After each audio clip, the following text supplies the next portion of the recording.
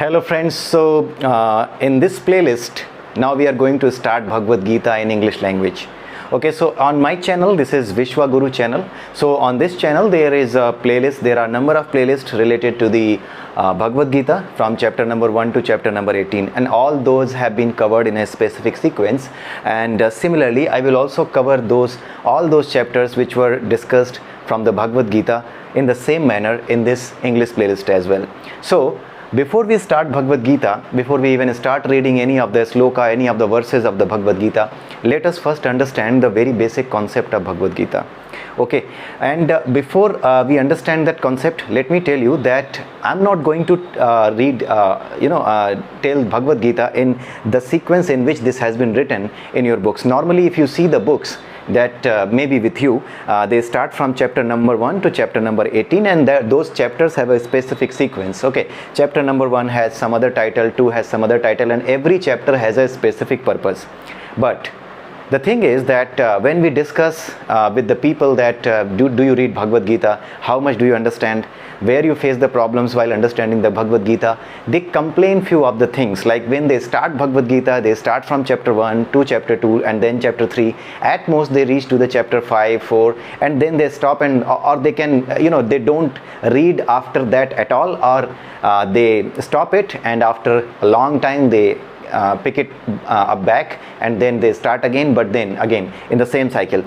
Somehow they get at some point of time they start thinking that yes, okay, we should read from here, there, and they try to find out different sources, and they are not able to connect basically what has been said and how to understand basically this. Okay, so when I started reading Bhagavad Gita way back in year 2011 and 12, in that case I was at that time I was living in Canada for 3 years. I lived in Canada from 2011 to 2014. So that time I found some some time and some space apart from my family life, because my family was in India and I was in Canada. So that time I started reading that, and I got a very peaceful environment in the Canada, because that is not crowded as India, and there is not much rush and not much noise in the night, and day night there is no such noisy environment there. So I just got some time to read and understand all those things. So I started reading from chapter number 1 till chapter number 18, and then I revised it again. Sometimes I found like, yes, every time I read the things from Bhagavad Gita, I'm getting something new. I'm trying to whenever I'm trying to read it again, I'm getting something new. Every time it feels like I understood this particular verse in some other manner, and now it seems like this verse is saying something else. So those kind of problems you will be able to see from many of the people who are reading Bhagavad Gita, or who continuously read the Bhagavad Gita. See, the thing is, why this problem happens, why we face these kind of troubles, that when we try to analyze, when I tried to understand, then I found that there are 18 chapters in Bhagavad Gita. Okay, and that there are three sections, right? Every knowledge, every kind of subject, when you read, then to gain the knowledge around that subject, there are three particular sections. Whenever you are going to gain the knowledge about a particular subject, then there are three sections about that subject. First section is the science of that subject, basic principles, the concepts, right? The hypotheses, whatever are there. So that part is always there with every subject. The second part is that with respect to that subject, after understanding the science of that subject, you start understanding, or you start making your own reasoning. You develop your own reasoning capabilities after you have understood the scientific portion. So the second thing is like you develop the psychology of that subject, right? First thing is you understand the basic science behind that subject, and then you develop a psychology, your reasoning capability for that subject. And the third part is, once you develop the psychology and reasoning capability with respect to that subject, then you come to the last part, which is the philosophical part, right? Then you understand the philosophy of that subject, right? Same thing happens, like we first read that subject, then we develop our psychology with respect to that subject, and then we do the PhD, right? Then we do the philosophy on the subjects, and we become the master of that subject, right? So this is the process in this world. This is usual process for us in this world to gain the knowledge of any subject. But When we talk about Bhagavad Gita, let me tell you what happens, that in case of Bhagavad Gita, there are three sections similar to this. There are three sections. First part is one part is philosophy, the second part is psychology, and the third part is science. So what happens, that this scientific understanding has been given, has been that has been discussed. The scientific portion of the Bhagavad Gita, or you can say the scriptures of of Indian scriptures, the basic philosophy of the Indian scriptures, which have been the crux of that particular philosophy has been put into crux of that science has been basically not philosophy, not basically the science of all the scriptures which are known as Upanishads, Vedas. All that philosophy, all that science has been placed from chapter number 13 to 18 in Bhagavad Gita. Chapter number 13 to 18 is all about the scientific explanation of this nature, this creation, and that is from chapter number 13 to chapter number 18. So the first section is from chapter number 13 to 18, which is the scientific portion of Bhagavad Gita. Right? So this is the scientific understanding that will be developed from chapter number 13 to chapter number 18. If you start from chapter number 13 and reach till chapter number 18, you will be able to understand that what it has been said in the Indian scriptures, what has been said in the Upanishads with respect to the scientific understanding, or you can say how this world has been created, how it was created, how we are created, how we behave, why we behave like that, why we behave in a particular manner, in a particular situation. All those things have been explained from chapter number 13 to chapter number 18, right? So this is the scientific portion, and you can see that scientific portion is from chapter number 13 to 18, not from 1 to 6. Okay, so the last 6 chapters from chapter number 13 to 18, they are explaining about the scientific aspects of the spirituality. Okay, then we come to the psychological understanding, psychological development. For the psychological development, we can read in between the 6 chapters of Bhagavad Gita, in between the first 6 and last 6 chapters. Those are from 7 to 12. So from the chapter number 7 to chapter number 12, whatever we are going to study, whatever we are going to see, that is all develop your psychological understanding or your reasoning capability based on the science. Based on the knowledge of science, you develop the reasoning capability. You can understand it from an example, like someone asks you why the cold water becomes warm and why the warm water becomes cold, right? So what is the explanation? This can be explained based on the principle of thermodynamics. So if you know the principle of thermodynamics, you can give the reasoning. So these chapters from 7 to 12, these are capable to develop the reasoning capability, or you can say the psychological understanding with respect to the Bhagavad Gita, or you can say the best spiritual science from 7 to 12. From chapter number 7 to 12, best spiritual science. For that, the reasoning capability has been given here. The psychological understanding has been given here. How to develop your psychology, how to interpret the things, how to interpret those verses which have been written. All that has been given from chapter number 7 to chapter number 12. So this is the psychological development portion. It develops your psychology in spirituality. And then chapter number 1 to 6, this is the philosophical development. This talks about the philosophy of the spiritualism. What is dharma, what is atman, what is atma, what is matter, and how it matters, right? So how all these things are working and what is the philosophy behind that comes from chapter number 1 to 6. So you can see that chapter number 1 to 6 is the philosophy, chapter number 7 to 12 is the psychology, and chapter number 13 to 18 is the science. Okay, and you can see that Bhagavad Gita is somehow moving from philosophy to psychology to science.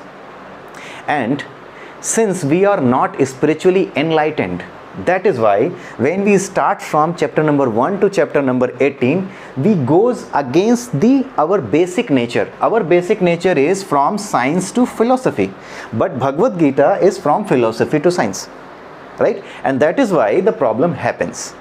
So what I thought, like when I was reading this Bhagavad Gita, then I thought maybe this is the motivation from the God himself, that I just realized that this is the thing, this is what is happening. We are trying to understand the things from philosophy to science, and we are not spiritually awakened. But when Bhagavad Gita was said to Arjuna, it was from chapter number 1 till chapter number 18. It was not in the reverse order. It was told to him from chapter number 1 to chapter number 18 because he was spiritually ready to be awakened, right? He has good habits. He had good habits. He was a karma yogi. He was a believer of karma, right? So all these things we will discuss later on. But the thing is that we are not spiritually awakened to that level. Even we don't think about these things. Even when someone asks us, even in India, right?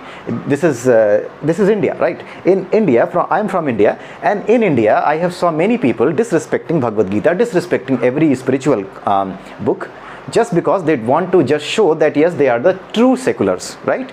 You cannot become a true secular until you understand the Sanatan Dharma, understand the Sanatan science. You will not be able to become the secular. You will never be able to understand what does a true secular means. And that is why the Bhagavad Gita must need to be understood throughout the world, and then only we will be able to solve each and every problem which is among the humans throughout the world, has been spread like a fire in the forest. That kind of hate and that kind of hatred which has been spread throughout the world, that can never be solved until we understand the meaning of these spiritual things in these spiritual books like Bhagavad Gita and all that. Even I don't ever say that this is a book. I will let you know the reason later on that why I don't call this just a book. It's not a book for me, it's a God. It's a living God. Bhagavad Gita is not just a book, it's a living God. And and you will be able to, I will not explain, you will be able to understand after going through all these videos that you will find that yes, I was right. This is not just a book. This is more than a book. Okay, so the basic concept is that we first go to the scientific principles, and then we develop our psychology for that particular subject, and then we understand, then we move into the philosophy of the subject. We do the PhD thereafter. But Bhagavad Gita is in the reverse order. It's philosophy, then psychology, then science. But our true nature is, our default nature is that we move from science to psychology to philosophy. So what we can do, because we are not enlightened, because we are not spiritually awakened, so in that case what we can do, we can follow the same process that is followed naturally in this world. So from science to psychology to philosophy, and that is why I am going to cover chapter number 13 to chapter number 18 first, then chapter number 7 to 12, and then chapter number 1 to 6. So in this sequence we are going to cover the entire Bhagavad Gita on our channel. So I hope I have made it clear that why we are going to do like this, right? So we are not going to read the Bhagavad Gita from chapter number 1 to chapter number 18. We are going to read Bhagavad Gita from 13 to 18, then 7 to 12, and then from 1 to 6. So I hope you might have understood the concept that why we are going to do that, just to be in sync with our true nature, which is fit into this physical world.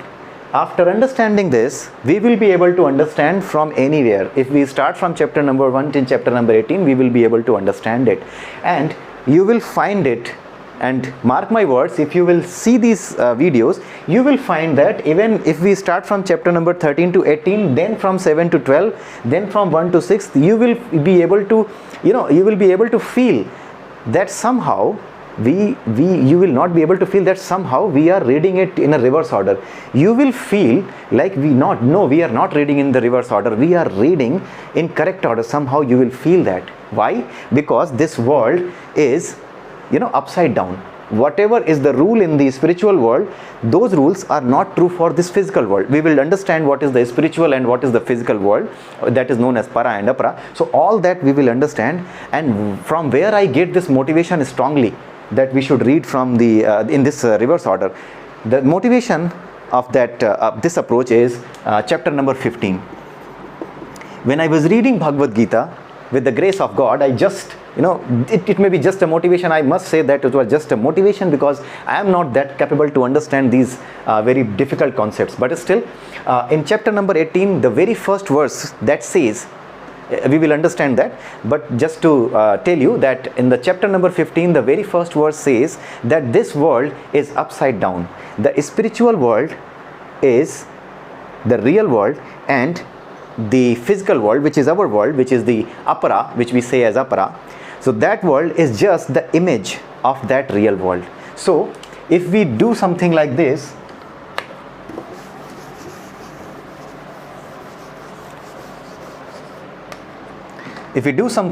suppose this is the spiritual world and this is the physical world. So if we start here, like this is the root, from here philosophy is the first thing, then psychology is the second thing, and then this science. This is in the spiritual world. This is how the Bhagavad Gita was explained. Philosophy, then psychology, and then science. If you see the mirror image, what will happen? Philosophy, then it's psychology, and then is science. Okay, so for us it starts from science and reaches till philosophy. For spiritual world it starts from philosophy and reaches till science, right? So from there as well, I just got this concept confirmed that yes, this will really help. So this thing is nothing, is nowhere written. You will not find this thing written anywhere. This is all just my own understanding, and I found it really helpful to understand the things in a much better way. So I'm not claiming anything. Please mind it, I am not claiming anything. I am not saying that I am the best person to explain it in this manner, or I am the last person who can explain it, or who can explain the Bhagavad Gita. This is just my own understanding. This is just my own experience, that I was able to understand these things in Bhagavad Gita much more easily, and I was able to revise it more easily, and I was able to understand it more easily. I was able to connect the concepts more easily when I followed this concept. Like I will first read the 13 to 18, which is the science of Bhagavad Gita, and then the 7 to 12, which is the psychological understanding, and then the chapter number 1 to 6, which is the philosophy of Bhagavad Gita. So we are going to cover in that manner only. Okay, apart from that, when you read Bhagavad Gita, apart from that, let me tell you, there are few more things which are the prerequisites, okay, which you must need to know. Although when we will discuss the Bhagavad Gita, all those prerequisites I am going to include, and I am going to explain that how it has been used and how to read these things. But again, before we start, let me tell you something about the prerequisites that you should keep in mind, that these are the prerequisites which you must know. The first prerequisite is Vedanga. You might have read about the Vedas, you might have understood about the Vedas, right, from any source like on Google or anywhere. So if you want to understand the Vedas, 6 books were written, right? Those 6 books are known as Vedang. Let me repeat it. To understand the Vedas, 6 books were written. Those 6 books are known as Vedang. One of the book is grammar. One of the book is known as Nirukt. One is grammar, one is Nirukt, one is Chand. So all that we will discuss in the next video, or maybe when we will discuss Bhagavad Gita, then meanwhile, whenever the context will come, we will discuss that. Otherwise, I am thinking that before we start any of the videos in Bhagavad Gita, I can explain you, I can let you know. So in today's video, I'm just going to tell you, I'm just going to give you some reference, and not going into much detail. So just like there is Nirukt, there is grammar, there is Chand, right, there is Jyotish, which is the astrology. So all those are the books written to understand the Vedas. And people, you might have seen the people opening the Vedas and trying to read and trying to find out the meanings by their own and making fun of that. They see what has been written. Because why that happens? Because they have not read the Vedangs. Vedangs are the grammar of the Vedas. Just like grammar tells you that how to read a language, how to understand a language properly, similarly the Vedangs, which are the grammar of the Vedas, they make you understand that how to understand the Vedas, right? And when people don't know about the Vedang, they don't understand about the metaphoric language. Let me tell you, grammar, there is a metaphoric language as well, which is known as the figures of speech. That is a particular section of the grammar. Figures of speech. In Hindi we say it alankar, but in English we say it figures of speech. And in figures of speech, the mostly used figures of speech is metaphors, metaphoric language, right? The comparison between the two things, one thing which is living and one thing which is non-living, and both have been compared as same things. Let me tell you one example. in India, there are many poems written where lover writes a poem for his love, and that your face is just like moon, right? So they compare a girl's face, his lover's face, with moon. So moon and the face of that girl both have been compared together. So this is known as, in Hindi, this is known as Upma, right? This is known as Upma. This figure of speech is known as Upma. So this has been used many times, right? Similarly, you might have you might have heard this thing many times from many of the people, that there are two demons. One is known as Rahu and one is known as Ketu, right? When they engulf the sun, when they engulf the moon, then the eclipse happens, solar eclipse happens, and the lunar eclipse happens, right? So all this concept, those people cannot understand, and they will always find it to be some kind of a kind of a story which was made out of someone's mind, right? It is not real story. It's all about something like just written in the book so that people can be made fool and the priests can earn. All those things are told many times to many people. But these Rahu, Ketu and this sun, they all are metaphors, right? Your sun is a metaphor. Sun is a metaphor of your aura. It's my aura, it's your aura, which is known as sun. Okay, when we are infected with Rahu, you know what is Rahu? If you read the Nirukt, let me tell you this is the important book in Vedangas. This is known as Nirukt. Just like you might have seen this book, let me show you. This is a book from Norman Lewis, which is known as Word Power Made Easy. In this book, there are number of words which have been taken, and from that root word, many of the new words has been, derived. Okay, so based on that, all the words have been derived, all the possible words have been derived, and it really helps to understand different words and the glossary of the English language. Similarly, this Nirukt, this is also a kind of word power made easy for the Vedas, and this is the part of Vedang. There are 6 Vedang, and one of the Vedang is Nirukt. Okay, so with the help of Nirukt, you can understand the concept, like what are the different words, what is their meaning, what is their significance. So this sun, when we talk about the sun, it is your aura.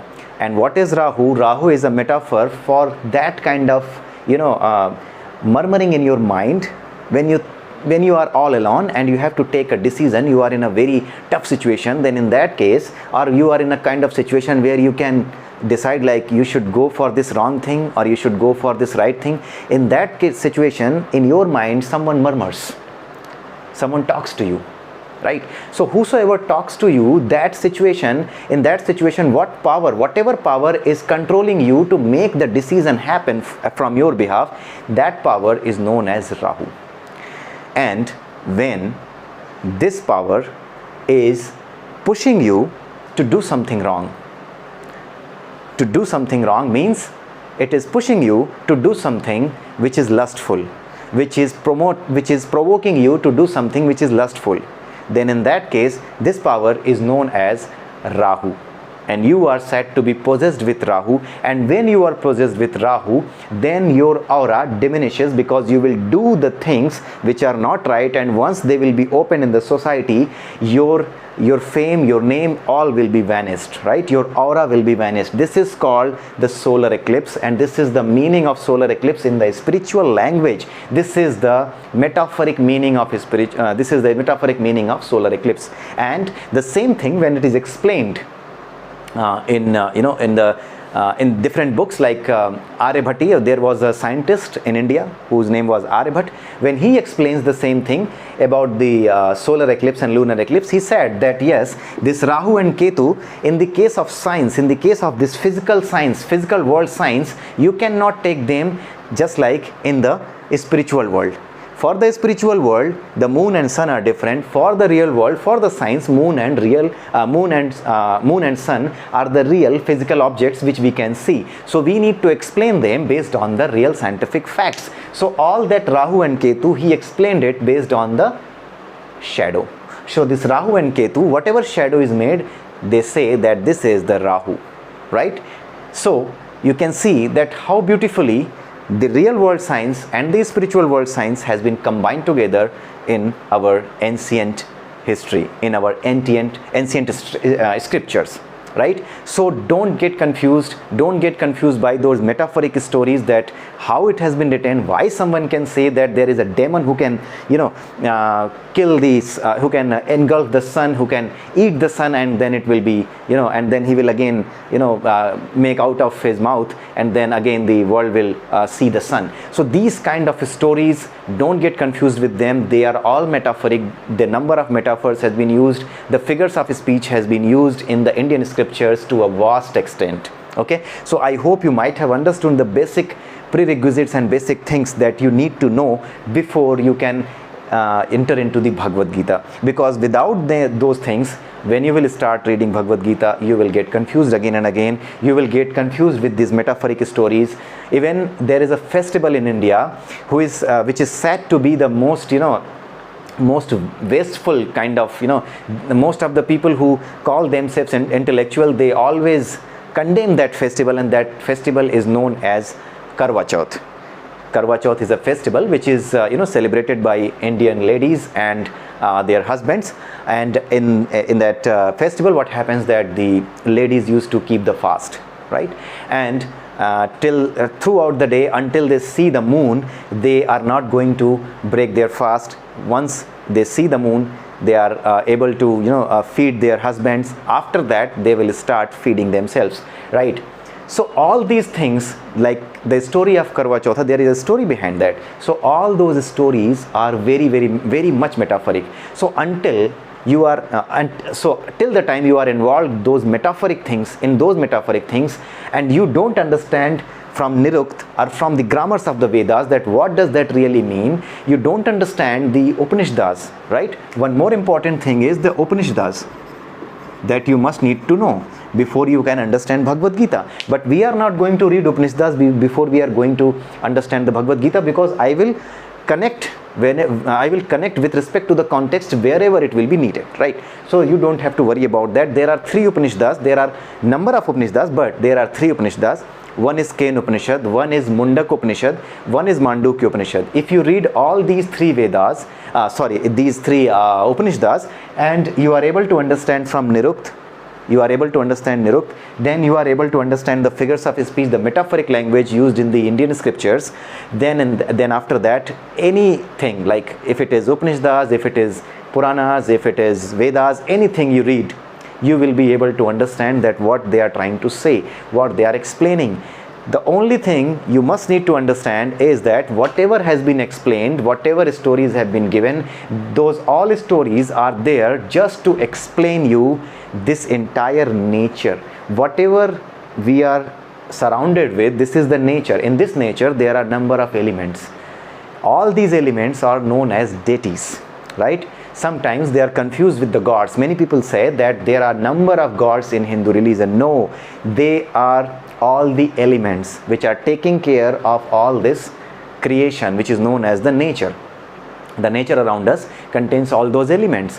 Whatever elements have been mentioned by the science, those all elements are known as deities, the demigods, the semi-gods, demigods, whatever you say. So all those are just the elements, but the main element, who is the generator of all these sub-elements, is one, and that is known as God. So there are not so many gods in Hindu religion, there are not so many gods in Sanatan Dharma. There is only one element, there is only one source of energy, the paramount energy, and from that paramount energy, all sources of elements have been expanded.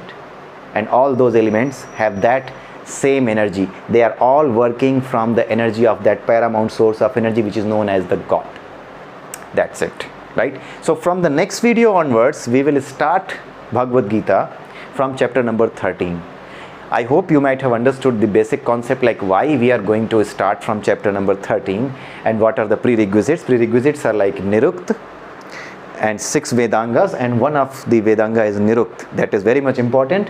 And the figures of speech, the metaphors, you can either you can read them. If you don't find them, I'm just going to explain whenever the context comes, then in that case I will just explain along with the verses. Whatever verse we are going to explain, along with that I will just explain that.